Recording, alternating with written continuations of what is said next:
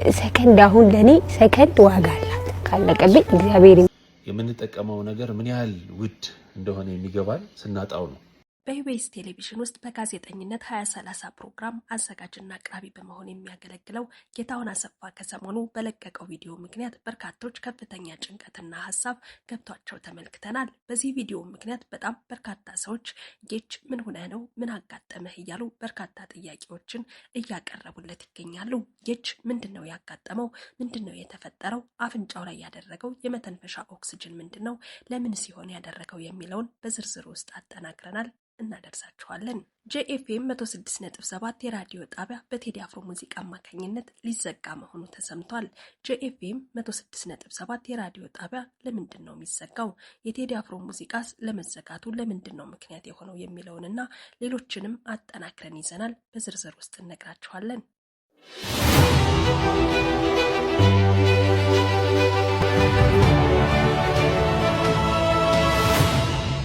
ሰላም እንዴት ቆያችሁልን? በአገር ውስጥም በተለያየ የዓለም ጥግ የምትገኙ የተወደዳችሁና የተከበራችሁ የሳምራን አዲስ ቤተሰቦች ቻናላችን እንደምታውቁት አዳዲስ ወቅታዊ አዝናኝና አስተማሪ እውነቶችንና ትርክቶችን ወደ እናንተ ውድ ቤተሰቦች ተደራሽ የሚያደርግ መሰናዷችን ነው። እኛን ቀዳሚ ምርጫችሁ ስላደረጋችሁና አብራችሁን ስለሆናችሁ ምስጋናችን ላቅ ያለ ነው።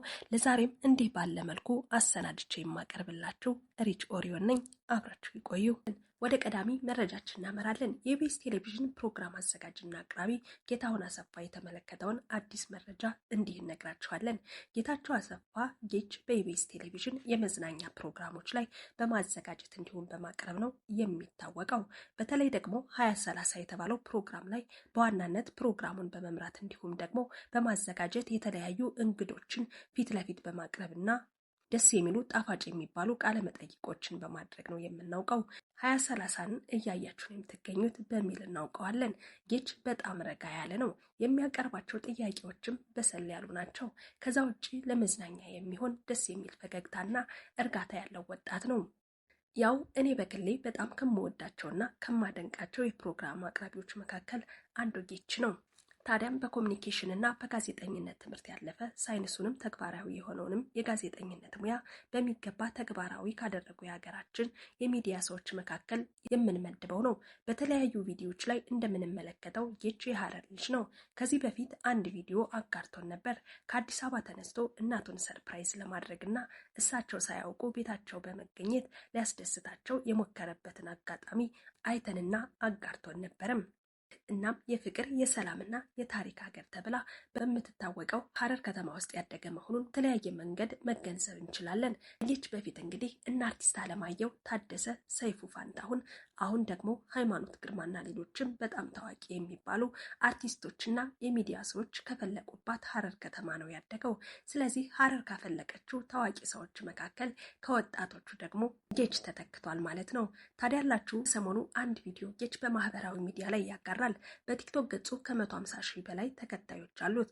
በዚህም ቲክቶክ ገጹ ላይ እንግዲህ የቀኑ ውሎ የሚያደርጋቸውን የተለያዩ ተግባራቶቹን በአጫጭር ቪዲዮዎች እያጋራ እንመለከታለን። ታዲያም ሰሞኑን ወደ ቻይና ሀገር ላቀና ነው ሊሄድ ነው በማለት ቪዲዮ ሰርቶ አጋርቶን ነበር። በዛም እንግዲህ ዓለም አቀፍ ኮንፈረንስ ላይ ለመሳተፍና ኢትዮጵያን ወክሎ የተለያዩ አበርክቶችን ለማድረግ ለራሱ ደግሞ አንዳንድ መልካም የሚባሉ እውቀቶችንም ለመሸመት ጭምር ነው ያቀናው ወደ ቻይና ሀገር ማለት ነው። እንግዲህ ከሰሞኑ በለቀቀው ቪዲዮ አነጋጋሪ የሆኑ ቪዲዮዎችን ያጋራን። ይህንን ነገር በየቀኑ መጠቀም ግዴታ የሆነባችሁ ወገኖቼ እግዚአብሔር ፈጽሞ ይማራችሁ። በእውነት የምንጠቀመው ነገር ምን ያህል ውድ እንደሆነ የሚገባን ስናጣው ነውና እኔ ከዚህ በፊት ሀና የምትባለው ወጣት በኦክስጅን የምትጠቀም ልጅ የማናገር እድል ገጥሞኝ ነበር ሲል ይናገራል።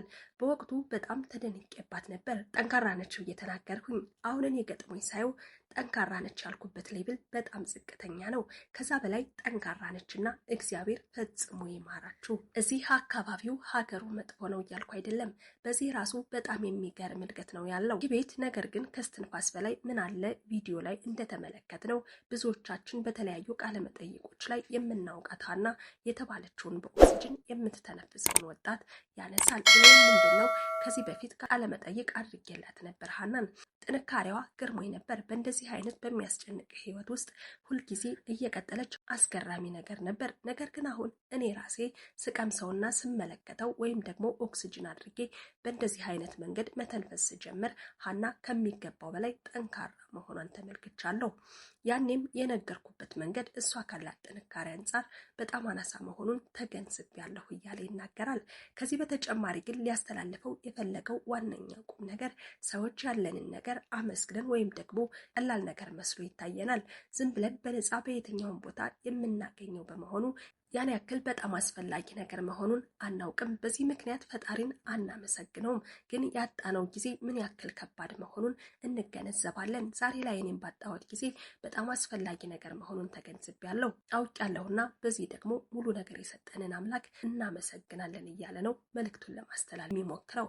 ጌች ታዲያ ይህንን ቪዲዮን አስመልክቶ በጣም በርካታ ሰዎች በተለይ በኮሜንት ሴክሽኑ ላይ እየገቡ ምንድነው ያጋጠመ ጌች፣ ምንድነው የሆንከው? እግዚአብሔር ምሕረቱን ይስጥህ፣ በሰላም ወደ ሀገርህና ምንድነው የተፈጠረው? እባክህን ንገረን እያሉ በኮሜንት ላይ ሲያጨናንቁ ተመልክተናል። ከዚያም ባለፈ ደግሞ በልዩ ልዩ ማህበራዊ ሚዲያዎች ላይ በሌሎቹ በፌስቡክ እና በሌሎቹ ማህበራዊ ሚዲያ መተግበሪያዎች ላይ የጌችን ቪዲዮ እየለጠፉ ብዙ ሰዎች ምንድነው ያጋጠመው እያሉ ጥያቄ ሲያቀርቡ ተመልክተናል። እንግዲህ ይህንን ጥያቄ እየጠየቁ የሚገኙት ከመውደዳቸው ለሱ ካላቸው መልካም ነገር እንዲገጥመው ከመመኘታቸው ብዛት እንደሆነ ተመልክተናል። ለዛም ነው እየደነገጡ የሚገኙት። ምክንያቱም አፍንጫው ላይ ኦክስጅን ተክሏል። ከዚያም ደግሞ የሚያወራበት መንገድ ምን ያህል ከባድ እንደሆነ እየተናገረ ነው የሚገኘውና በዚህ ምክንያት ነው ሰዎች እንዲደነግጡ የሆኑት። ነገር ግን ቲክቶክ ገጹ ላይ ወደኋላ መለስ ብላችሁ ቪዲዮን ስትመለከቱ በደንብ ትገነዘቡታላችሁ። ታዲያም ቻይና ሀገር ሲገባ ሰሞኑን ቲቤት የተባለች ከተማ ላይ አቅንቶ ነበር። ይቺ ከተማ ሆቴሎቿና ማረፊያ ስፍራዎቿ ልክ እንደ ውሃ፣ እንደ ለስላሳ፣ እንደ ምግብ የትኛውን ቦታ ላይ አልጋ ስትይዙ እንደሚሰጣችሁ ነገር እዚህ ሀገር ላይ ኦክስጅን ይሰጣችኋል። ያንን ኦክስጅን እንዴት መጠቀም እንዳለባችሁ፣ እንዴት መክፈት መዝጋት እንዳለባችሁ፣ እንዴት አፍንጫችሁ ውስጥ ከታችሁ ኦክስጅን ወይም ደግሞ አየር መተንፈስ እንደምትችሉ ያስረዷችኋል ማለት ነው።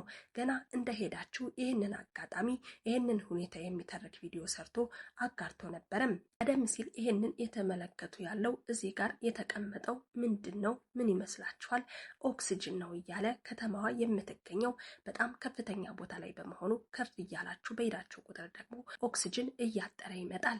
በዚህ ምክንያት ለአካባቢው እንግዳ የሆኑ ሰዎች የኦክስጅን እጥረት እንዳያጋጥማቸው ለመተንፈስ እንዳይቸገሩ ሲባል ኦክስጅን ይሰጣቸውና በኦክስጅን ትንፋሽ እንዲወስዱ ይደረጋል ማለት ነው። ታዲያም ገና ከመሄዱ ራሱን አመመው። ትንፋሽ እያጠረው ሲመጣ ደግሞ ኦክስጅኑን ተጠቀመ። ያንን ኦክስጅን ሲጠቀምና ትክክለኛ የሆነ ያተነፋፈስ መንገዱን ባጣ ጊዜ የከበደውን ነገር የጨነቀውን ነገር ምን ያህል አደገኛ መሆኑን በእንደዚህ አይነት አርቲፊሻል በሆነ ኦክስጅን እየተነፈሱ መኖር ምን ያህል ከባድ ስለመሆኑ ለማስገንዘብ ለማስረዳት ነው የፈለገው። እንግዲህ በአፍንጫ በሚሰጥ ኦክስጅን የሚተነፍሱ ሰዎች ወይም በጣም ከፍተኛ ህመም ያለባቸው ናቸው ወይም ደግሞ ሌላ መተንፈሻ ችግር ያለባቸው ናቸው። ብቻ በእንደዚህ አይነት መንገድ ያሉ ሰዎች ያደርጉታል። እኛም ሀገር ላይ የተለያዩ ሰዎችን እንመለከታለን። እሱም እንደነገረን ሀናን እንደ ምሳሌ እንጠቅሳለን። ከሀረር የመጣችው የትና የትም ትገኝበታለች። እነዚህንና ሌሎች የሀገራችን ሰዎች በእንደዚህ አይነት የህመም ችግር ውስጥ ሲሆኑ ያንን በአፍንጫ የሚተከለውን ኦክስጅን ይጠቀማሉ። ታዲያ ያንን ኦክስጅን አድርጎ ሁልጊዜ መኖር በጣም ከባድ ነገር ነው እያለ ነው እያስረዳ የሚገኘው ጌች። ይህንን ለመግለጽ ነው፣ ይህንን ለማስረዳት ነው እንጂ ጌች የእውነት ታሞ ወይም ደግሞ ሌላ ችግር አጋጥሞት እንዳልሆነ ልትገነዘቡ ይገባል። የለቀቀው ቪዲዮ በጣም ብዙ ሰዎችን ግራ ያጋባና ያስጨነቀ መሆኑንም ተገንዝቦ ጌች ሌላ አዲስ ቪዲዮ ሰርቷል። የሀገሬ ልጆች ኢትዮጵያውያን፣ ኤርትራውያን በእውነት የተጨነቃችሁልኝ በሙሉ ቃል የለኝም። በጣም ነው የማመሰግናችሁ። አሁን ገና መውረዴ ነው። ለአንድ ሰዓት ያክል ባቡር ላይ ነበርኩኝ። ከቲቤት ወደ ቤጂንግ እየተመለስኩ ነው እና አሁን ያየሁት ሁሉንም የተባለውን እንደዚህ በቃ እንደሚሆን አላሰብኩም ነበር።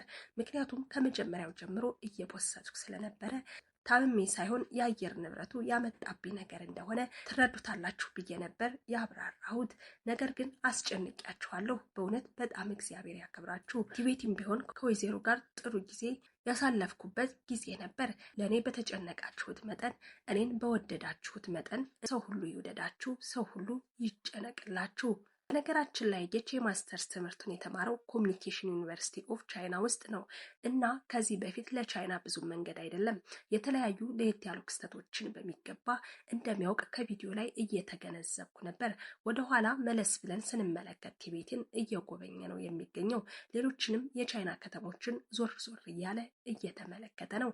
ታዲያ ያላችሁ ሰሞኑን እየተሳተፈበት የሚገኘው ኮንፈረንስ ላይ የቻይና መሪዎች በቅርቡ አንድ ነገር ይፋ አድርገው ነበርም።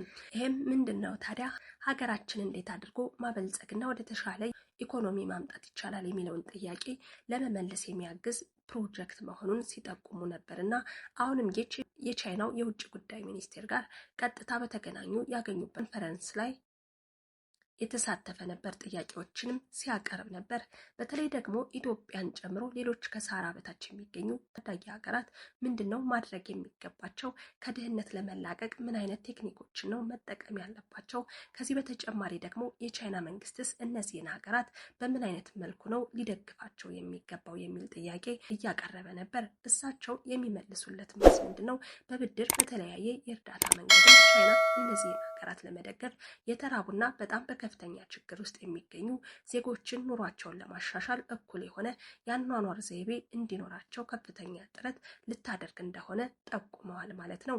ከዚህም በተጨማሪ በቻይና በሚገኙ የኢትዮጵያ ኤምባሲ ውስጥ ተገኝቶ የኢትዮጵያን አምባሳደር አግኝቶ ነበረ። ውይይት አድርጓል። አቀባበልም ተደርጎለታል። እንግዲህ እንዲህ አይነት ደስ የሚያሰኙ ቆይታዎችን በቻይና እያደረገ እንደሚገኝ በቪዲዮዎች ላይ እያጋራን ይገኛል። ስለዚህ ደስ የሚያሰኝና መልካም ጊዜ እንዲሆንለት ከወዲሁ እንመኛለን። እንግዲህ እናንተ ደግሞ በተለያየ የዓለም ጥግ ሆናችሁ እኛን ቀዳሚ ምርጫችሁ አድርጋችሁ የምትከታተሉን ውድና የተከበራችሁ የዛምራን አዲስ ቤተሰቦች ከኛ ጋር ስለሆናችሁና ስለምትሆኑ ከልብ እያመሰገንን ወደ ሌላኛውና አነጋጋሪ ወደ ሆነው መረጃ እናመራለን። ጂኤፍኤም 106.7 የራዲዮ ጣቢያ በቴዲ አፍሮ ሙዚቃ አማካኝነት ሊዘጋ መሆኑ ተሰምቷል። በተወዳጁ አርቲስት ዮሴፍ ገብሬ ጆሲ የተመሰረተውና ላለፉት 5 ዓመታት በስራ ላይ የቆየው ጂኤፍኤም 106.7 ራዲዮ ጣቢያ ፍቃዱ ሊሰረዝ መሆኑን ምንጮች አመልክተዋል። ለጣቢያው መዘጋት ምክንያት የሆነው ጉዳይ በቅርቡ ተወዳጁ አርቲስት ቴዲ አፍሮ ያወጣውን አዲስ አልበም በጣቢያው ላይ በተደጋጋሚ በማጫወቱ እንደሆነ ታውቋል። ይህንኑ የቴዲ አፍሮ አዲስ አልበም ዘፈኖች የመንግስት ራዲዮ ጣቢያዎችና እንደ አሃዱ አይነት የግል ራዲዮ ጣቢያዎች ማጫወት ተከልክለው ከ1 ወር በላይ ያስቆጠሩትን የቴዲ አፍሮ ዘፈኖች በተደጋጋሚ ሲያጫወት መዋሉ ዋናው ምክንያት እንደሆነ ተሰምቷል።